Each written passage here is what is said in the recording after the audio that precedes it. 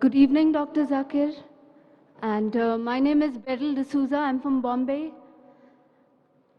Tonight, I must thank you for the wonderful lecture. And I must tell you that I used to see you on the television and follow your lectures ever since, since the past some years when I was in college.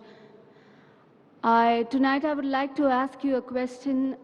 First of all, I would like to tell you two things. You said two things. One was like associating anything with God is a sin. It's the biggest sin, rather.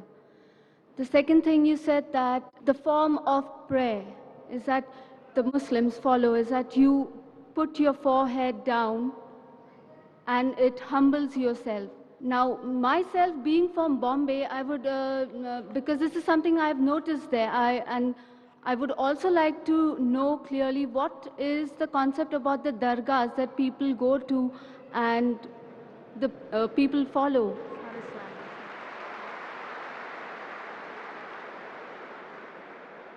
The sister asked a very good question. They're asking a question regarding the Muslims now. And it's a very intelligent question. She says that in Islam, if associating partners with God is the biggest sin, and the best form of worship is to prostrate, then what happens in dargahs? People go to dargah and they prostrate. So is it right or is it wrong is the basic question. Sister, I do agree with you. You have understood my lecture very clearly and very correctly, that associating partners with God, anyone does, it is wrong. Whether he calls himself a Muslim or non-Muslim, whether he calls himself John, Abdullah, Zakir, Muhammad, anyone who associates partners with God, he is doing the biggest sin. And we can prostrate to no one but to Almighty God. So anyone who prostrates to anyone besides Almighty God, he is doing shirk.